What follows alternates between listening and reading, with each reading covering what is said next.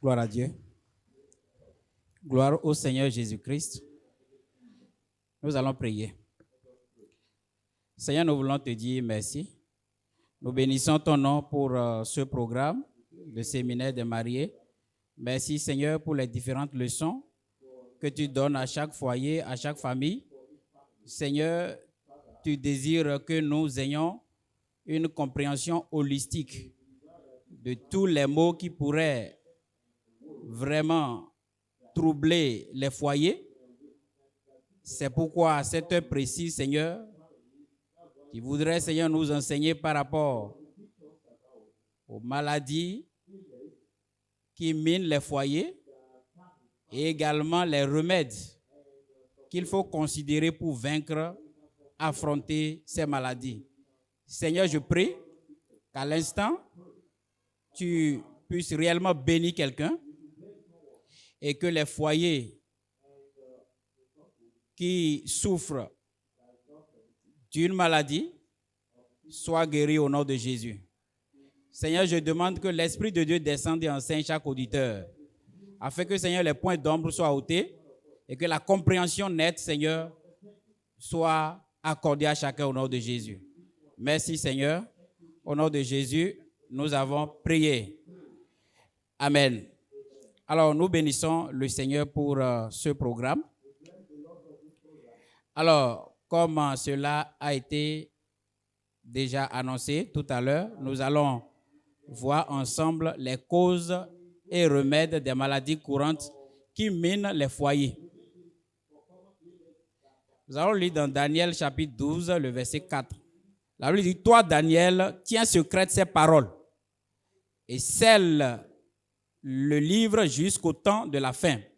Plusieurs alors le liront et la connaissance augmentera. » Le but de ce séminaire, de ce message, c'est d'élargir la connaissance de plusieurs par rapport à ce sujet spécifique que nous abordons. Beaucoup l'ont ignoré et ils ont ramassé les conséquences. C'est pourquoi le Seigneur ne souhaiterait pas nous laisser dans l'ignorance. Parce que dans Osée, chapitre 4, le verset 6, la Bible dit que mon peuple périt faute de connaissance. Nous n'allons pas périr au nom de Jésus. J'ai dit, nous n'allons pas périr au nom de Jésus. Les causes et remèdes des maladies courantes qui minent les foyers. Dans Jean chapitre 10, le verset 10, la Bible dit que le voleur ne vient que pour dérober, pour égorger et pour détruire. Le voleur vient détruire l'harmonie dans le foyer. La maladie vient détruire l'harmonie dans le foyer. Le voleur vient voler. Il s'accapare des ressources de la famille. La maladie également vient appauvrir la famille parce que quoi? Parce que lorsqu'il a la maladie, il faut réserver une partie de ses revenus, de son économie, pour pouvoir réellement se faire soigner. Et la vie d'un foyer ou des foyers qui sont confrontés à des maladies, leur vie évolue en dents de scie. Alors, il est bien pour nous de comprendre, lorsque nous parlons de la maladie, quelles sont ces maladies auxquelles réellement sont confrontés les foyers, et spécialement aujourd'hui les foyers chrétiens, et comment est-ce que ces gens-là peuvent appréhender et considérer ces maladies pour pouvoir réellement les vaincre. Alors, Proverbe chapitre 19, le verset 2, la première partie, le manque de science n'est pas bon pour personne. Autrement dit, le manque de connaissance n'est bon pour personne. Alors, quelles sont les maladies les plus courantes aujourd'hui que le commun des mortels rencontre et qu'est-ce qu'il faut réellement faire? Donc, nous allons voir cet enseignement sous deux angles. Le premier, les maladies les plus courantes. Et le second, qu'est-ce qu'il faut réellement faire face à ces maladies? Alors, les maladies les plus courantes, la liste n'est pas exhaustive, Mais je vais aborder rapidement quelques maladies. Alors, les maladies dénommées maladies chroniques, l'hypertension, le diabète, etc., ce sont des maladies auxquelles les gens de troisième âge étaient confrontés. Mais de nos jours, il n'est pas rare de voir les jeunes souffrir de ces maladies. Et quand vous allez au CNH, vous allez voir que aujourd'hui, les jeunes qui viennent avec les complications de l'HTA, de l'hypertension artérielle, ce sont des jeunes qui ont 35 ans, 38 ans, 40 ans, 45 ans. Alors, ce n'est plus après 70 ans que nous voyons ces maladies aujourd'hui, mais elle est devenue fréquente donc dans cette tranche d'âge de jeunes gens. Alors, lorsque nous parlons de la tension artérielle, c'est en fait la pression du sang sur la paroi des artères. Et cela est caractérisé par des valeurs, des chiffres. Ces chiffres-là nous permettent de savoir si nous sommes hypertendus ou pas. Alors, il y a deux valeurs que vous devez réellement retenir.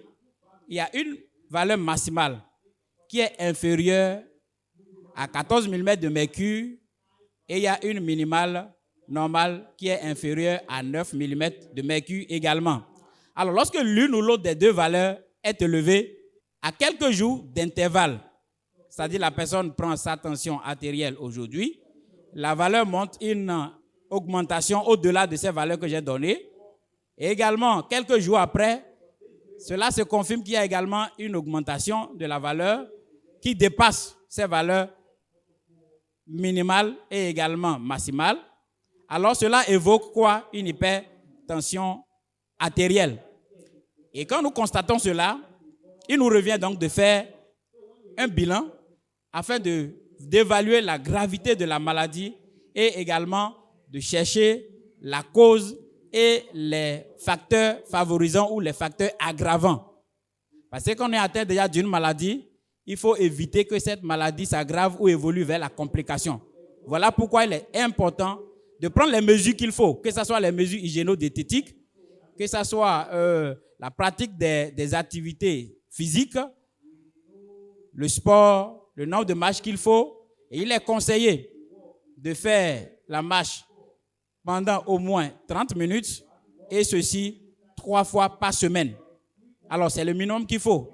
Quelqu'un qui se met à faire ça régulièrement, vous allez voir que la personne peut arriver, voyez, avec les autres mesures qui accompagnent bien sûr, à maintenir réellement sa tension artérielle. Il en est de même pour quelqu'un qui est un diabétique, qui souffre donc d'une intolérance glucidique, c'est-à-dire le taux du glucose, du sucre dans son sang est supérieur donc à la valeur normale. Donc nous devons comprendre que toute maladie que l'homme traite, non traitée, ces maladies peuvent évoluer vers la complication. Et il y a des organes cibles pour chaque maladie. L'hypertension artérielle, par exemple, c'est en fait la maladie qui envoie plusieurs jeunes au CNH aujourd'hui pour la dialyse. Parce que quoi? Cette maladie a pour cible les reins, le cerveau et également le cœur. Alors, vous allez entendre des gens qui partent parce qu'il y a une attaque cardiaque ou bien la personne fait un accident vasculaire cérébral que nous appelons AVC. Alors, cela se caractérise par quoi? Par la paralysie brutale d'une moitié du corps. Donc, quand vous découvrez ou quelqu'un découvre l'hypertension artérielle, c'est en fait l'occasion de faire un bilan global de son corps, de veiller à la surveillance réellement de tout ce qu'il mange et également de l'influence de son propre comportement et également de l'influence de son environnement sur sa santé. L'influence des enfants, l'influence des patrons, éviter au maximum le stress pour pouvoir maintenir en fait la valeur de sa tension artérielle. Alors, donc le traitement de l'hypertension artérielle est un traitement à vie. On ne s'en départit pas des médicaments quand on commence. Quel que soit le nombre de comprimés, ça peut être même demi-comprimés par jour. Généralement, quand l'intéressé ou le patient ne prend pas ce comprimé, la valeur est toujours élevée. Donc, il a toujours recours au comprimé pour maintenir sa tension artérielle à la valeur normale. Ça, c'est la première maladie parmi les plus courantes aujourd'hui, j'ai parlé de l'hypertension artérielle que je regroupe dans la classe des maladies chroniques. Et j'ai cité dans cet ordre même le diabète. Alors, deuxième catégorie de maladies, c'est la stérilité du couple. Normalement, un couple qui mène une vie commune, régulière, au bout de 2 ans, devrait normalement avoir un enfant.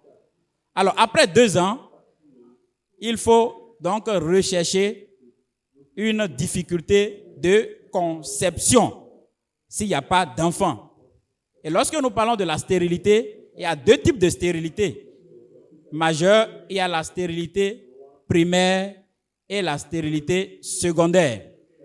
La stérilité primaire, c'est quand le couple n'a pas du tout d'enfant et au bout de 2 ans, ils ont cherché en vain, ils n'en ont pas trouvé. Nous parlons de la stérilité primaire. La stérilité secondaire, le couple a au moins un enfant, mais après cet enfant, il manifeste le désir d'en avoir, mais la grossesse ne vient pas. Donc nous parlons dans ce cas donc, de la stérilité secondaire. Et cette stérilité, qu'elle soit primaire ou secondaire, peut se manifester sur l'un ou l'autre des conjoints. Et les causes peuvent être chez l'homme comme chez la femme. Donc, cela n'est d'aucun avantage de commencer peut-être à critiquer la femme parce que ta grande sœur était stérile, c'est pourquoi toi-même tu es stérile. Non, cela peut vraiment provenir de l'homme également, du mari également. Et également, ça peut être un problème vraiment révélé chez les 2 partenaires. Et parfois, la médecine ne trouve pas de cause à la stérilité. Voilà pourquoi nous avons vraiment une grande grâce d'être dans la foi, parce que ce que la médecine ne peut pas faire, Dieu peut le faire et Dieu le fait.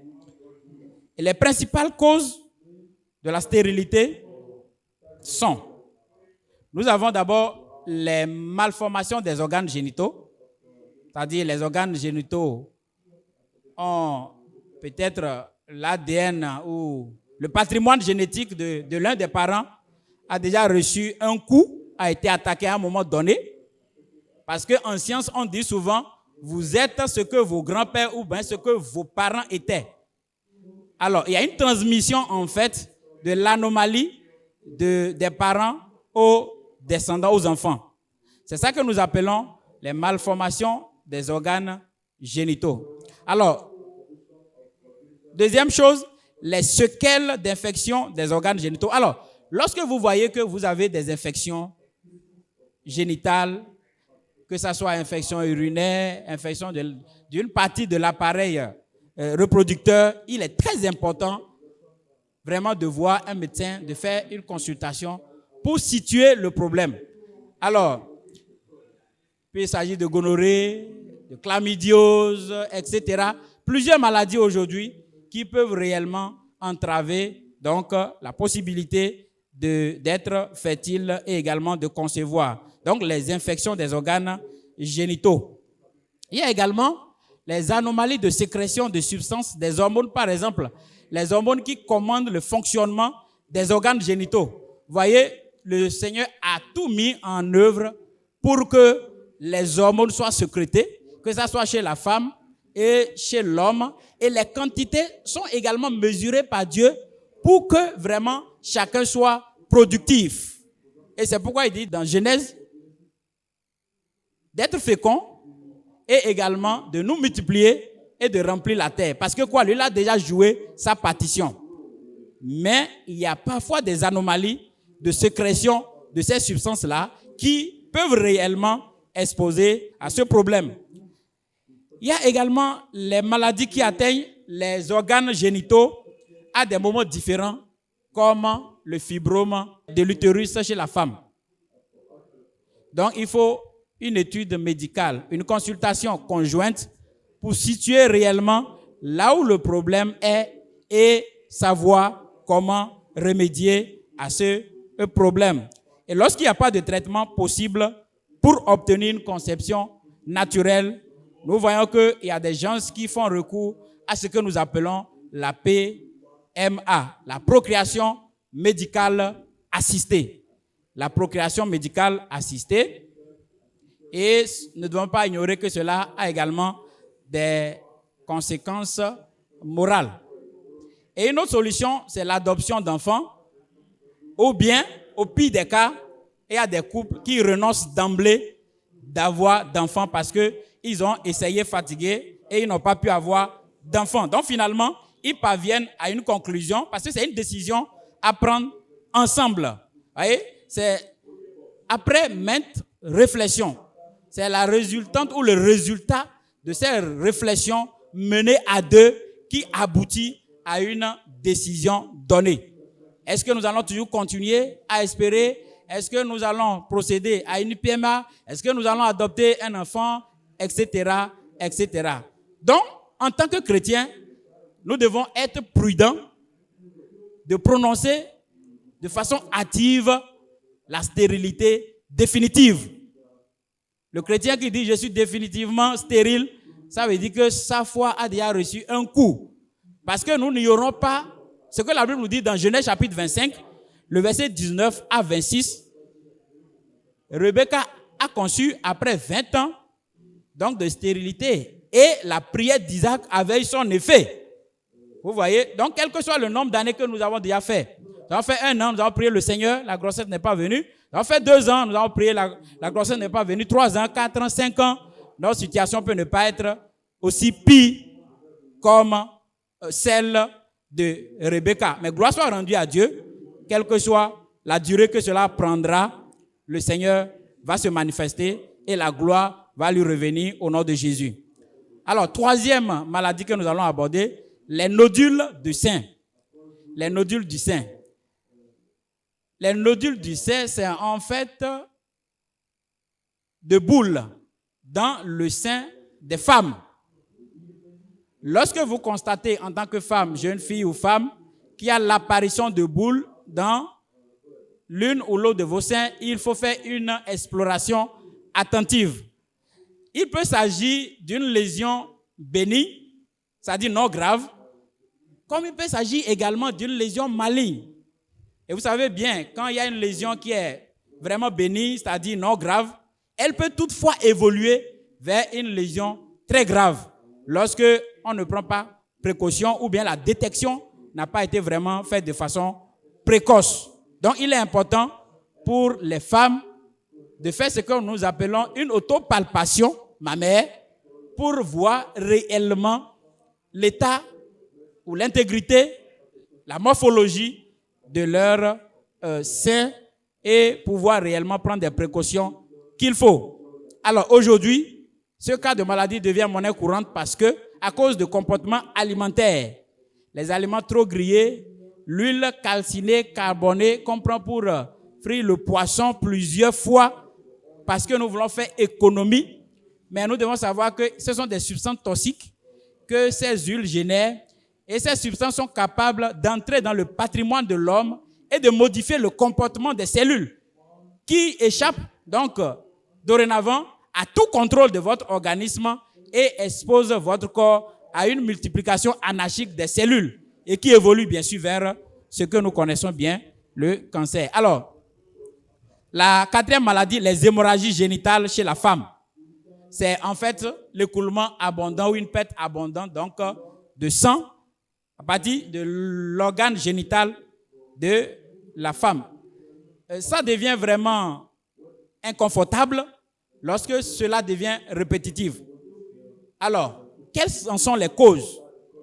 Premièrement, les femmes qui s'exposent régulièrement à la prise des contraceptifs réguliers. Bon, il y a les contraceptifs d'urgence et qui sont des hormones à forte dose qui ne sont pas conseillés à prendre régulièrement, mais il y a à côté les contraceptifs réguliers que les femmes prennent tous les jours pour espacer, je vais dire, les naissances. Alors, l'effet secondaire de ces contraceptifs, que ce soit par voie péros, c'est-à-dire par voie orale ou par voie parentérale, c'est-à-dire directement dans le sang, cela pourrait entraîner un saignement abondant qui donc met en jeu la vie, le pronostic vital donc de la femme. Alors, en cas d'avortement également, que ça soit peut-être une interruption involontaire donc de grossesse, cela peut être à la base donc de saignement, de l'hémorragie génitale chez la femme. Le fibrome utérin, lorsque le fibrome est placé réellement au niveau de l'endomètre, cela peut provoquer donc des saignements. Le cancer du col de l'utérus également. Alors, le dépistage doit être fait le plus tôt possible pour éviter l'évolution vers les complications. 5e maladie, les troubles urinaires chez l'homme. Normalement, un homme qui se tient debout et qui veut faire sa miction ne doit pas uriner entre ses pieds. Lorsque vous voulez uriner, vous voyez que le jet d'urine ne sort pas et l'urine coule entre vos pieds. Il y a quelque chose qui ne va pas. Il y a quelque chose qui ne va pas. Et lorsque également vous poussez trop avant de pisser, il y a un problème. Ou vous sentez de brûlure avant d'uriner, il y a un problème. Et cela, c'est généralement une infection. Donc, cela, c'est un problème au niveau de l'organe génital de l'homme. Et également, lorsque le sujet ressent l'envie de miction, l'envie d'uriner, mais ne peut pas attendre, voyez, qu'il vraiment arrive là où il doit réellement uriner, et l'urine peut-être commence à couler donc de son organe génital. Et il y a aussi le problème. Parfois, vous n'êtes pas sous une médication particulière. Par exemple, les hypertendus qui prennent certains médicaments, ils peuvent se lever plusieurs fois dans la nuit pour uriner, c'est normal. Mais vous n'êtes pas sous une médication. La personne n'a pas bu beaucoup d'eau, par exemple, et elle peut se lever 3, 4 fois, 5 fois la nuit pour uriner avant le matin. Donc cela montre réellement qu'il y a un problème qui est là, qu'il faut vraiment révéler. Alors, chez les sujets de moins de 40 ans, c'est souvent un problème dans l'urètre, c'est-à-dire le canal par lequel l'urine sort pour être rejetée au dehors. Et chez les sujets de plus de 40 ans, il s'agit souvent d'une hypertrophie bénigne de la prostate ou du cancer de prostate. Donc, lorsque vous sentez que vous urinez plusieurs fois, ou bien vous avez une incontinence, ça peut être à l'état initial, il faut vite aller à l'hôpital pour une consultation. Toute maladie prise en charge plus tôt ou précocement permet donc de recouvrir le plus tôt possible la guérison et d'éviter donc de subir les conséquences de la complication. Alors, 6e maladie, les douleurs testiculaires. Les testicules constituent donc une partie importante de l'appareil reproducteur de l'homme. C'est au niveau des testicules que se produisent les spermatozoïdes par le processus que nous appelons la spermatogénèse. Alors, lorsqu'il y a un problème au niveau des testicules, voyons également que cela peut affecter la reproduction, cela peut affecter l'état de santé de toute la famille. Les douleurs testiculaires peuvent provenir d'une infection également. Donc, quand l'enfant crie, l'enfant dit vraiment j'ai des douleurs testiculaires, ça peut ne pas être anodin. Donc, il faut prendre ça au sérieux et investiguer là-dessus auprès des soignants, auprès des personnes qualifiées pour voir réellement quel est le problème, quelle en est la cause. Et également chez les adolescents, voyez, ou bien les sujets à l'âge pubertaire, il pourrait avoir donc une rotation de testicules qui va empêcher donc le haut testicule d'être toujours viable et cela peut déclencher donc une douleur atroce. En tout état de cause, toute douleur testiculaire d'apparition brusque nécessite une consultation médicale.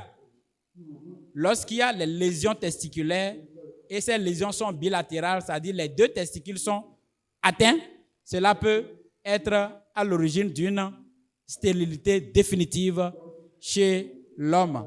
Le Seigneur va nous en épargner au nom de Jésus. J'ai dit le Seigneur va nous en épargner au nom de Jésus. Alors, il y a le cas, 7e cas de maladie. Je vais regrouper les IST, les infections sexuellement transmissibles. Parmi ces maladies, nous avons le sida, le syndrome d'immunodéficience acquise, qui est en fait une atteinte au système de défense de l'organisme.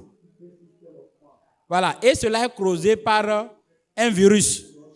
Et lorsque le système de défense de l'organisme est atteint, ça favorise l'apparition de plusieurs maladies, de plusieurs autres maladies qui étaient là à l'état quiescent et qui n'arrivaient vraiment pas à se manifester. Vous voyez, le corps n'arrive plus à se défendre, le corps est exposé à tout type de maladie. Vous ne pouvez même pas, peut-être parfois, vous ne pouvez rien faire. Il y a une altération générale de l'état de l'organisme. Nous pouvons comprendre que cela peut arriver, pas seulement dans le cas du sida, mais chez quelqu'un qui ne dort pas régulièrement, chez quelqu'un qui ne s'alimente pas bien, l'organisme est faible et l'organisme n'arrive pas à se défendre. Et si nous voulons aller un peu plus loin, vous allez voir que chez deux personnes qui ont peut-être le même taux de parasites, du paludisme dans le corps, vous voyez, chez l'individu A, le paludisme va se manifester. Chez l'individu B, ça ne va pas se manifester, alors qu'ils ont donc la même parasitémie, c'est-à-dire le taux de parasites dans l'organisme. Parce que quoi? Il y a un organisme qui n'arrive plus à se défendre comme il se faut. Et du coup, les microbes se réveillent, les parasites se réveillent, les virus se réveillent et ils atteignent donc l'organisme. Alors, la prévention de l'infection dans le couple repose toujours sur la fidélité sexuelle. La fidélité dans le couple, cela permet d'éviter donc les IST, notamment le sida. Et en cas de soins pour d'autres infections, le respect des mesures prévues par les services de santé compétents doivent être respectés. Alors, 8e point que nous allons voir, les cas liés à une insuffisance d'information avant le mariage. Il est important de rappeler ici que le bilan prénuptial est capital pour des décisions, par exemple, dans 2 cas, lorsque nous voulons nous marier. Alors, il y a 2 choses, il y a 2 éléments importants que nous devons comprendre. D'abord, le groupe sanguin. Le groupe sanguin repose sur 2 éléments, 2 facteurs. Le premier facteur, c'est la présence ou non de ce que nous appelons l'élément A ou B. L'élément A ou B dans l'organisme. Je ne vais pas trop entrer dans les détails. Et lorsque l'élément A est présent dans un corps, on parle du groupe sanguin A. Lorsque l'élément B est présent, on parle du groupe B. Lorsque les 2 sont présents, on parle du groupe AB. Et lorsqu'aucun des éléments A et B n'est présent, nous parlons donc du groupe O. Et deuxième élément, j'ai parlé du premier élément, la présence ou non du facteur A ou B. Deuxième élément, la présence ou non du facteur Rhésus. Facteur Rhésus, c'est également un élément qui est présent, que Dieu a pourvu dans l'organisme de certains, mais qui n'est pas également présent dans l'organisme des autres. Alors, le sujet est dit de Rhésus plus lorsqu'il porte ce facteur et il est dit de Rhésus moins lorsqu'il n'en porte pas. Et lorsque l'épouse est du Rhésus moins négatif, par exemple, et que l'époux est du Rhésus positif, des précautions particulières doivent être prises dès les premières grossesses, d'une part pour l'enfant et également d'autre part pour la protection et la sauvegarde des grossesses ultérieures. Parce que lorsque la maman n'a pas la chose et que le papa en a, le papa transmet à l'enfant que la maman porte. Le sang ou l'organisme de maman reconnaît ce que l'enfant porte comme un corps étranger et son organisme se défend en mettant en place les gendarmes que nous appelons des anticorps pour lutter contre cet élément, qui est en fait un élément qui provient de son enfant qu'elle porte.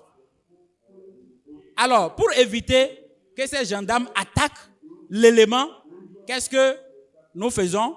Nous conseillons en ce moment-là de prendre un sérum qui va neutraliser ou altérer complètement l'effet de ces éléments que la maman a produits dans son organisme. Donc, tenez-vous bien, ce n'est pas gratuit.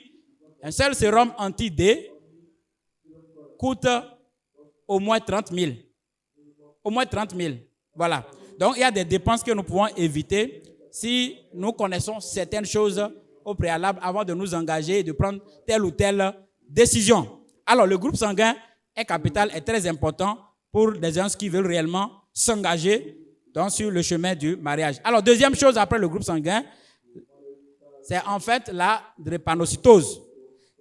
Bon, c'est une maladie héréditaire que tout le monde connaît dans nos régions.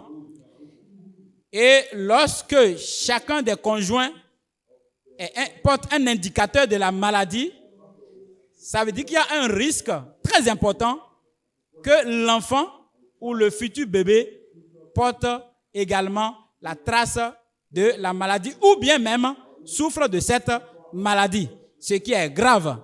Mais nous pouvons prévenir cela si nous faisons des examens qu'il faut avant de nous engager. Par exemple, l'électrophorèse de l'hémoglobine. Alors, la prise en charge de ces enfants est longue, elle est astreignante, elle est très onéreuse, très coûteuse. C'est vrai qu'il y a de progrès aujourd'hui au niveau de nos centres de santé où le tableau de prise en charge a été amélioré, mais cela coûte quand même aux parents qui ont un enfant drépano. Alors, au vu de tout ce qui a été donc énuméré comme maladie, qui n'est pas bien sûr exhaustive, comme je l'ai dit tout à l'heure, qu'est-ce que nous pouvons faire en tant que chrétiens? Comment est-ce que nous pouvons agir pour éviter cela et aussi pour conseiller les jeunes qui viennent derrière nous? Alors, il y a des prérequis qu'il faut savoir. Nous devons nous rappeler régulièrement que dans Genèse chapitre 1, le verset 31, Dieu a créé toutes choses bonnes. Ce que Dieu a créé est bon. Donc, quelle que soit la maladie que vous portez, quelle que soit la souffrance que vous endurez, vous devez comprendre que Dieu vous a créé bon.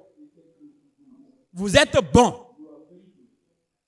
Et deuxième chose, deuxième prérequis, la maladie est apparue comme une conséquence de la désobéissance, en fait, des conséquences du péché. Voilà.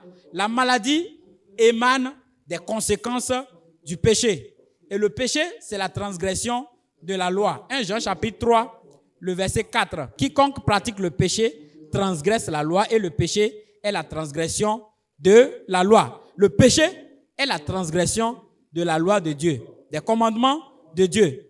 Qu'il s'agisse de loi morale, qu'il s'agisse de la loi relative à l'hygiène de vie ou autre, le péché, c'est la transgression de la loi. Quel que soit l'aspect ou le domaine où tu transgresses la loi, tu pêches contre Dieu. Cela t'expose donc aux maladies. Alors, troisième prérequis qu'il faut déjà savoir, c'est que la maladie d'une personne peut avoir plusieurs sources.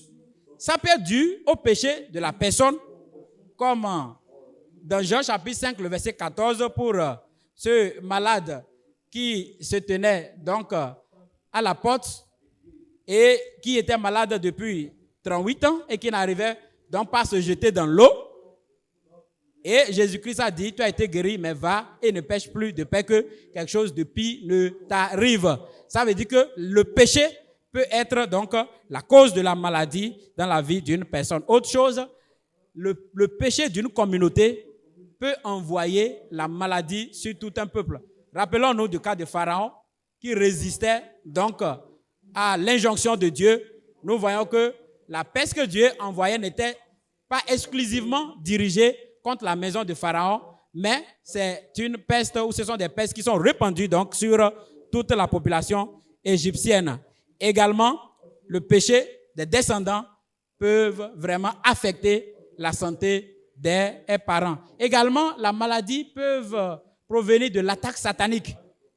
Le cas de Job, par exemple, dans Job chapitre 2, le verset 7, nous voyons que Satan a attaqué Job pour lui infliger réellement de souffrance. Donc, nous ne devons pas ignorer cette possibilité. Lisons dans Luc chapitre 13, le verset 16. Et cette femme, qui est une fille d'Abraham, et que Satan tenait liée depuis 18 ans, ne fallait-il pas la délivrer de cette chaîne le jour du sabbat? Nous voyons ici que Satan est mis en cause. C'est Satan qui a créé la maladie dans la vie de cette femme. Donc, nous ne devons pas ignorer ses desseins, ses plans. Nous ne devons pas ignorer les ruses du diable.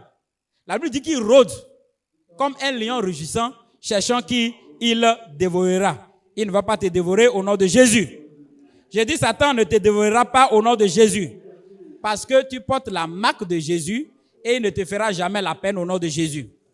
La maladie d'une personne peut également être due à une cause non indiquée.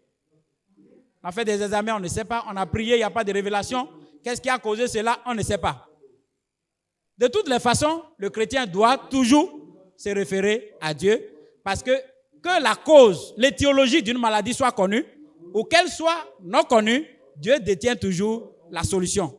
Dieu détient toujours la guérison. Donc, nous devons nous attacher absolument à Dieu pour la guérison. Alors, ce qu'il faut surtout considérer, c'est que la maladie est une occasion pour les œuvres de Dieu de se manifester dans la vie du croyant.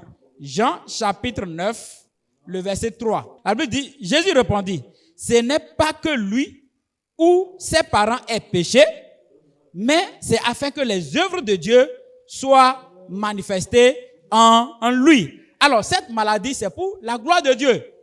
Quelle que soit la maladie que tu traverses actuellement, c'est pour la gloire de Dieu. J'ai dit, c'est pour la gloire de Dieu. Et tu auras la victoire au nom de Jésus. La maladie n'aura plus de domination sur toi. Parce que Dieu t'a créé pour que tu domines. Et tu vas dominer sur tous ces mots au nom de Jésus-Christ. Alors, notre Dieu est l'Éternel Jéhovah Rapha. Et c'est lui qui nous guérit. Exode chapitre 15, le verset 26. La Bible dit, il dit, si tu écoutes attentivement la voix de l'Éternel, ton Dieu, si tu fais ce qui est droit à ses yeux, si tu prêtes l'oreille à ses commandements, et si tu observes toutes les lois, je ne te frapperai d'aucune des maladies dont j'ai frappé les Égyptiens, car je suis l'Éternel qui te... Vous ne répondez pas, car je suis l'Éternel qui te... Dieu est l'Éternel qui te guérit. Le médecin fera de prescriptions, les soignants feront leurs soins, mais c'est l'Éternel qui guérit. Et il va te guérir au nom de Jésus-Christ. Quelle que soit la cause de la maladie, il te guérira au nom de Jésus. Cette maladie peut être causée même par Satan lui-même, pas le diable lui-même, mais tu auras la victoire. Tu peux dire, j'ai pris des médicaments, automédication, sur consultation, j'ai fait tout ce qu'il faut, j'ai payé tout ce qu'il faut, mais j'ai fait des analyses, des examens, mais je n'ai pas vraiment eu satisfaction. Ce soir, le Seigneur guérit ton foyer au nom de Jésus. Dans 1 Jean chapitre 3, 1 Jean chapitre 3, le verset 8, celui qui pratique le péché est du diable, car le diable pêche dès le commencement. La dernière partie, le Fils de Dieu apparut afin de détruire les œuvres du diable. Tout dépôt du diable dans ta vie, qui est la cause de toutes les maladies ou les souffrances que tu endures, que tu traverses, Jésus-Christ a apparu afin de détruire ces dépôts du diable. Et j'ai prie ce soir que ces dépôts du diable soient consumés de ta vie au nom puissant de Jésus-Christ.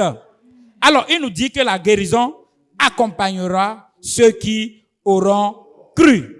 Marc 16, le verset 10. Voici les miracles qui accompagneront ceux qui auront cru. En mon nom, ils chasseront les démons, ils parleront de nouvelles langues. Ils saisiront des serpents. S'ils boivent quelque breuvage mortel, il ne leur fera point de mal. Ils imposeront les mains aux malades et les malades seront guéris. Le Seigneur, après leur avoir parlé, fut enlevé au ciel et il s'assit à la droite de Dieu. Le verset 20, et il s'en allait prêcher partout. Le Seigneur travaillait avec, le Seigneur sera avec toi. J'ai dit, le Seigneur sera avec toi. Le Seigneur va t'accompagner partout au nom de Jésus. Et la maladie n'aura plus de pouvoir sur toi au nom de Jésus. Alors, la dernière partie que nous allons voir, les démarches face à la maladie. Nous avons vu tout à l'heure les prérequis en tant que chrétiens, ce que nous devons savoir. Ce qui nous rassure que quelle que soit l'année, l'âge de la maladie de notre vie, nous avons la victoire. Nous venons de voir cela. Mais à présent, les démarches face à la maladie.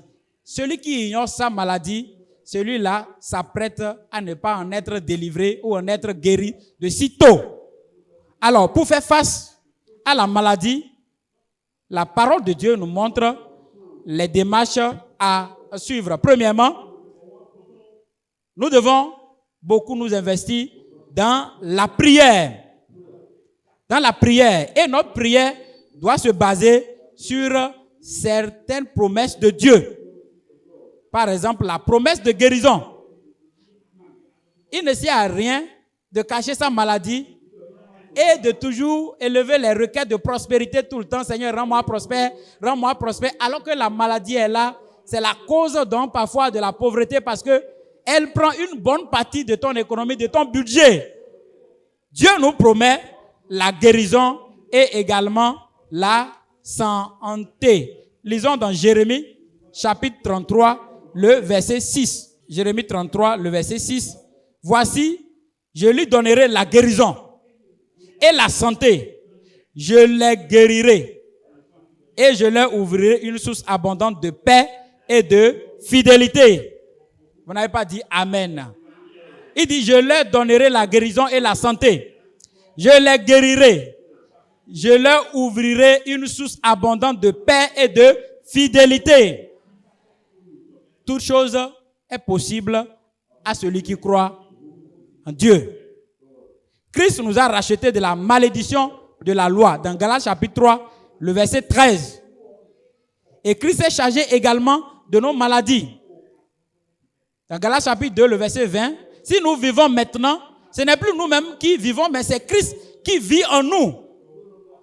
Donc la maladie ne peut plus rester. Satan peut envoyer la maladie pour nous troubler, pour nous perturber pour un temps. Mais nous devons être stables, nous devons être équilibrés et nous devons garder nos propos pour ne pas vraiment pécher contre Dieu. Job a veillé sur sa bouche. Quelle que soit la pression qu'il recevait de celle qui est plus proche, qui est plus intime de lui, il n'a pas péché contre Dieu. Et nous voyons, cela lui a valu donc ce qu'il avait perdu et également beaucoup d'autres bénédictions après. Donc si tu as perdu des choses à cause de ta santé, tu as mal parlé contre Dieu, ce soir, si tu peux aller devant le Seigneur et prier le Seigneur et dire, Seigneur, je tiens en bride ma langue, je ne parlerai plus n'importe comment. À partir d'aujourd'hui, Dieu va restaurer ce que tu as perdu au nom de Jésus. Alors, nous pouvons également recourir à la parole d'autorité de Christ. À la parole d'autorité de Christ, au nom de Jésus. Il y a la puissance, il y a l'autorité dans le nom de Jésus. Nous pouvons également recourir à la prière intense pour demander à Dieu. Lorsque nous demeurons, comme Jean chapitre 15 nous dit, si nous demeurons, nous allons porter des fruits. Et si nous demeurons en Christ, nous demeurons attachés à Christ. Il dit, quel que soit ce que nous demandons en son nom, cela nous sera donné. Et également, nous pouvons recourir à la proclamation. Régulièrement, je proclame, je déclare et je rejette, ainsi de suite, au nom de Jésus. Et vous allez voir que cela va se passer. Et si le chrétien peut changer les plaintes en la prière, aujourd'hui, la maladie va disparaître de nos foyers au nom de Jésus. Alors, en dehors de la prière, Dieu nous donne de la sagesse. Et la sagesse nous pousse à également faire la consultation. Parce que nous avons des engins, nous avons des motos, nous avons des véhicules. Et à un moment donné, nous voyons que ces engins, ces véhicules ne répondent plus réellement à l'état initial de l'usine. Qu'est-ce qu'il faut faire? Il faut retourner chez celui-là qui maîtrise un peu le moteur, l'état du moteur, pour revoir l'état, comment est-ce que la situation actuelle, avec tout ce que nous avons vécu, et l'environnement, ainsi de suite. Alors, nous devons repartir pour voir qu'est-ce qui ne va pas. Nous grandissons, nous prenons de l'âge. Est-ce que nous sommes toujours en bon état? Voyez? Donc, il y a des soins qui étaient prodigués à Ézéchias et également à l'aveugle de naissance. Dans Jean chapitre 9, le verset 6 à 7. La réputation également du baume de Galade dans Jérémie chapitre 8, le verset 22. Et également, nous voyons le conseil que Paul a prodigué à son fils bien-aimé Timothée. 1 Timothée chapitre 5, le verset 23. N'impose les mains à personne avec précipitation et ne participe pas au péché d'autrui. Toi-même, conserve-toi pur. Ça, c'est très important. Ça va au-delà de la prière. C'est les notes que nous devons apporter. C'est le tien, le sien que tu dois réellement apporter pour que tout soit en équilibre. Dieu a déjà tout pourvu, mais il ne veut pas que nous vivons dans le désordre. Quelqu'un qui dit je suis chrétien, mais qui boit de l'alcool, régulièrement c'est de l'alcool tout le temps, alors qu'il sait bien que l'alcool détruit les cellules du foie, puisque l'alcool est hépatotoxique. Donc il se met à boire de l'alcool tout le temps, il se cache. Non seulement c'est pas bon, il est dans le mensonge, mais il boit également de l'alcool. Vous voyez, les gens qui sont ignorants, qui fument de la cigarette et après s'exposent au cancer du poumon. Vous voyez, donc ces conseils sont très importants et nous devons veiller sur notre vie. Notre corps est le temple de Dieu et Dieu dit quiconque détruira le temple de Dieu, l'Éternel le détruira. Tu ne vas pas participer à la destruction de ton propre corps qui est le temple de Dieu au nom de Jésus-Christ. Alors, donc, la consultation médicale est très importante. Donc, le recours aux soins médicaux ne signifie pas que Dieu nous a oubliés et cela n'est pas synonyme également d'une faiblesse de la foi ou d'une diminution de notre niveau dans la foi. Parce que quoi? C'est Dieu qui guérit.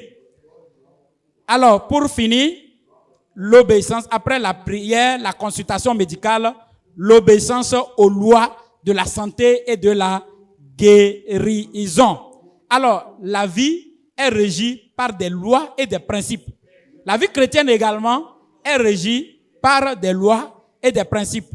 Il s'agit des lois d'hygiène de vie, de l'esprit, de l'âme et également du corps. La sagesse nous indique que nous devons faire de consultations pour maintenir notre santé. Alors, nous pouvons voir également quelques recommandations parce que le Seigneur veut que nous ayons de pensées positives. Alors, Philippiens chapitre 4, le verset 8. Au reste, frères, que tout ce qui est vrai, tout ce qui est honorable, tout ce qui est juste, tout ce qui est pur, tout ce qui est aimable, tout ce qui mérite l'approbation, ce qui est vertueux et digne de louange soit l'objet de vos pensées. Donc, nos pensées doivent être dépourvues de toute mauvaise imagination. On va vite à la conclusion parce que je sens vraiment cette douleur, c'est que cette maladie veut s'installer encore et on n'a pas de pensée positive. Les pensées négatives ouvrent la porte aux démons, ouvrent la porte au diable pour agir dans la vie. Alors, autre chose, nous devons avoir la foi. Lorsque nous obéissons à la parole de Dieu, nous devons appliquer également la foi. Et également, nous devons pardonner nos semblables. Nous devons être animés régulièrement de cet esprit de pardon. Il y a des gens, vraiment, ils ont été offensés. Celui qui les a offensés vit en paix, mais ils n'ont pas pardonné. Et cela constitue donc vraiment une gangrène dans leur cœur qui les ronge et qui perturbe réellement leur santé, leur quiétude, leur paix. Alors, nous devons vraiment avoir l'esprit de pardon, demander à Dieu de nous accorder réellement que nous puissions pardonner à ceux qui nous offensent comme la prière que Christ nous a conseillée. Alors, nous devons également veiller sur les paroles que nous prononçons. Nous devons être animés de la joie tout le temps. Nous devons nous réjouir tout le temps. Nous devons rire avec ceux qui rirent. Nous devons être dans la joie et vraiment, nous ne devons pas laisser d'occasion pour que les démons puissent entrer dans nos vies. Nous devons observer une alimentation variée. Nous devons consommer de légumes, de fibres régulièrement. Voyez? Donc, et nous devons avoir des œufs fixes, donc, où nous prenons nos repas et éviter de manger la nuit tardive. Lorsque vous êtes déjà diagnostiqué, peut-être hypertendu, diabétique, il faut éviter la sédentarité, rester sur place pendant un bon moment ou bien même prendre des mets trop gras, hyper sodés avec assez de sel. Nous devons éviter ces choses lorsque nous atteignons donc un certain âge.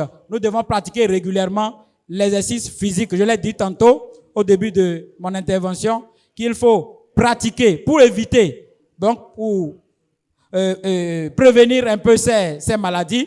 Il faut faire 30 minutes de marche 3 fois par semaine. Vous voyez, vous désignez 3 jours dans la semaine où vous allez faire 30 minutes de marche par séance. Et vous devez déjà avoir des moments de repos. Même Christ, notre maître, s'est reposé. Nous aussi, nous devons nous reposer pour éviter d'exposer notre organisme donc aux attaques. Et nous devons maintenir notre environnement assez propre. La maison doit être balayée. L'hygiène du corps des enfants, c'est très important. L'hygiène bucco-dentaire également, c'est très important pour que les enfants soient en bonne santé et également la famille soit en bonne santé. Je prie que le Seigneur nous accorde la grâce de mettre en application tout ce que nous avons reçu et que la santé soit au rendez-vous dans chaque famille au nom de Jésus. Les familles qui croupissent déjà sous le joug de la maladie, je prie maintenant que ces familles soient affranchies, totalement affranchies au nom puissant de Jésus-Christ. À tes résolutions répondra le succès. Tenons-nous debout et nous allons prier. Qu'est-ce que le Seigneur t'a communiqué à travers ce message? Priez pas à Dieu. Tu te connais toi-même. Tu sais depuis quand tu traînes cette maladie. Les maladies saisonnières. Pendant la saison pluvieuse, tu dis déjà, parce que la pluie a commencé, ma maladie va encore reprendre. Oui, la matin va commencer bientôt, ma maladie va encore reprendre. Les pensées négatives qui ne font que fortifier la maladie ou enraciner encore la maladie qui est en toi. Les pensées négatives qui ne font qu'encourager le diable dans cette lancée de te frustrer, de te décourager régulièrement. Alors que Jésus-Christ a paru afin de détruire les œuvres du diable. Prends autorité maintenant, va devant le Seigneur. Rappelle-toi de tous les prérequis que tu dois avoir. Tout ce que tu dois comprendre. Dieu t'a créé pour que tu domines. Faisons l'homme à notre image pour qu'il domine. Qu'il domine sur la maladie, qu'il domine sur Satan, qu'il domine également sur tous les êtres qui sont sur la terre. Dis Seigneur, tu m'as créé pour que je domine. Tu m'as créé pour que j'ai la victoire sur la maladie. Tu vas prier, tu vas demander à Dieu, Seigneur, guéris-moi. Il dit, je suis l'Éternel qui te guérit. Dis Seigneur, envoie la guérison dans ma vie. Si c'est ton épouse qui est malade, dis Seigneur, guéris mon épouse. Si c'est ton époux qui est malade, Seigneur, guéris mon mari. Ce sont tes enfants qui sont malades, dis Seigneur, guéris mes enfants maintenant de toute maladie au nom de Jésus. Priez pas à Dieu. Oh toi, depuis 1 an, 2 ans, tu t'es marié mais tu n'as pas d'enfant.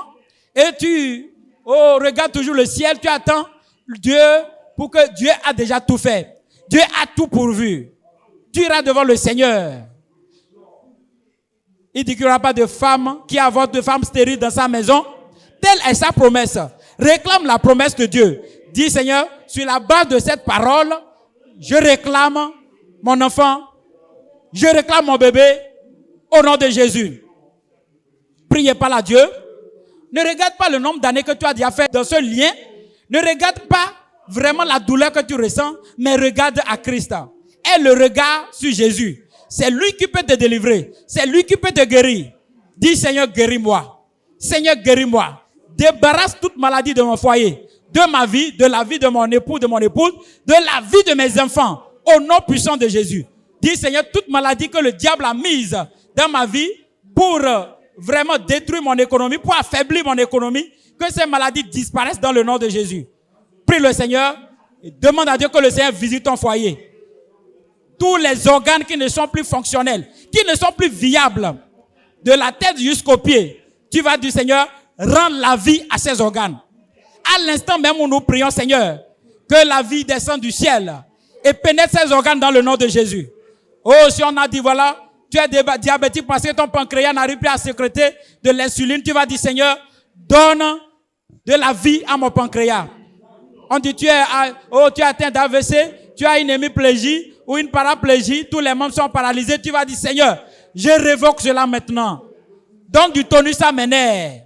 Mon cerveau reprend d'activité au nom de Jésus. Mes reins reprennent leurs activités. Mes poumons reprennent leurs activités dans le nom puissant de Jésus. Oh, toi tu te dis c'est une maladie génétique. Oh, c'est une maladie que mes parents m'ont envoyée. Et mon enfant commence encore à exprimer encore les signes de la même pathologie. Tu vas dire Seigneur, quelle que soit la source de cette maladie, qu'elle soit acquise ou qu'elle soit naturelle, je prends autorité sur toi maintenant et je te révoque au nom de Jésus. Je te chasse de ma vie et de la vie de mes enfants au nom de Jésus. Parce que quoi? Je ne suis pas héritier de mauvais côtés de mes parents. Je ne suis pas héritier des maladies de mes parents parce que je suis en Christ. Ça s'arrête avant moi. Ça s'arrête avant moi. cela n'arrivera pas dans ma vie et cela n'arrivera pas dans la vie de mes enfants. Priez par à Dieu, demande à Dieu, Seigneur, guéris-moi. Le sang versé sur la croix du calvaire. La Bible dit que ce n'est pas cette maîtrise que nous avons la guérison. Prie et parle à Dieu. Aie foi en Dieu. Aie confiance en les promesses de Dieu. Aie confiance en la parole de Dieu. Aie confiance en Dieu lui-même. Aie confiance au sang de Jésus-Christ. Prie et parle à Dieu et le Seigneur va te guérir au nom de Jésus. Dis, Seigneur, guéris-moi. J'ai foi en toi que cette maladie ne provient pas de toi. J'ai foi que cette maladie ne vient pas de toi. Et j'ai foi que tu vas me guérir. Prie et parle à Dieu. Ne faudrait-il pas guérir? Ne faudrait-il pas guérir? Oui, cet homme, cette femme, oui, que le diable a lié depuis des années. Oui, le diable t'a lié depuis des années. Ne faudrait-il pas que tu sois libéré maintenant? Il le faut. Le maître dit qu'il le faut. Et tu seras libéré. Tu seras libéré. Le Seigneur est en train de te libérer. Les chaînes de la maladie sont tombées. Tu es libéré dans le nom puissant de Jésus. Priez par à Dieu. La maladie ne sera plus ton compagnon, ton ami fidèle. Parce que quoi? Il y a une barrière. La maladie est refoulée loin de toi, loin de ton foyer, loin de ta famille maintenant, au nom puissant de Jésus. Parce que par les maîtrises de Jésus-Christ, tu as la guérison. Prie par à Dieu et demande à Dieu tout ce que le diable a détruit dans ta vie. Au moment où il était venu pour détruire, pour dérober, pour égorger, dis Seigneur, ramène cela au nom de Jésus. Ramène cela dans ma vie, dans le nom puissant de Jésus. Tout ce qui a été volé, tout ce qui a été détruit, tout ce qui a été broyé par Satan dans ma vie, dis Seigneur, ramène cela au nom de Jésus. Seigneur, retourne cela dans ma vie, dans le nom puissant de Jésus. Ma vie n'est pas un stade d'amusement pour Satan. Ma vie n'est pas, oui, un ring de combat pour Satan ou bien un marché pour les démons. Refuse cela au nom de Jésus. Tout démon qui envoie la maladie dans ta vie, dans la vie de ta femme, dans la vie de tes enfants, dis je vous chasse dans le nom de Jésus. Je vous chasse dans le nom de Jésus. Tu étais faible, à partir d'aujourd'hui, tu es fort. Tu étais malade, à partir d'aujourd'hui, tu es guéri. Dis Seigneur, à partir d'aujourd'hui, je suis guéri. Que le malade dise, je suis guéri. Dis Seigneur, je suis guéri. Seigneur, je suis guéri. Et la maladie n'aura plus de portion dans ma vie, n'aura plus de part dans ma vie, au nom puissant de Jésus. Parce que le roi des rois est entré dans ma vie. Jésus-Christ a apporté la guérison dans ma vie, au nom puissant de Jésus. Au nom de Jésus, nous avons prié. Seigneur, nous voulons te dire merci. Merci Seigneur, parce que tu nous as révélé, tu nous as conseillé, tu nous as instruit. Tu nous as montré réellement les choses que beaucoup ont ignorées. Et aujourd'hui, ils font face à des complications, des conséquences parfois insurmontables. Seigneur, tu nous as tant aimés et tu nous as révélé ces choses. Je prie Seigneur, que tu accordes à chaque auditeur la grâce de mettre en application, dans les détails, dans les moindres détails, tout ce qu'il a écouté au nom de Jésus. Tout plan de l'ennemi pour les maintenir encore, pour les lier dans l'ignorance, je prie que ces plans soient neutralisés au nom de Jésus. D'un commun accord, Seigneur, ce soir, nous prenons autorité sur toute la maladie qui mine les foyers et nous les chassons loin de ces foyers au nom de Jésus. Il dit, je suis l'Éternel qui les guérit. Le Seigneur les guérit au nom de Jésus. Et Jésus-Christ a paru pour détruire les œuvres du diable. Toute œuvre du diable dans ton foyer, toute œuvre du diable dans la vie de ta femme, dans la vie de ton mari, dans la vie de tes enfants, ces œuvres sont détruites maintenant au nom de Jésus. Tu as la guérison. Et cette guérison est permanente au nom de Jésus. Seigneur, nous te disons merci pour les ossements. Au nom de Jésus, nous avons prié. Amen.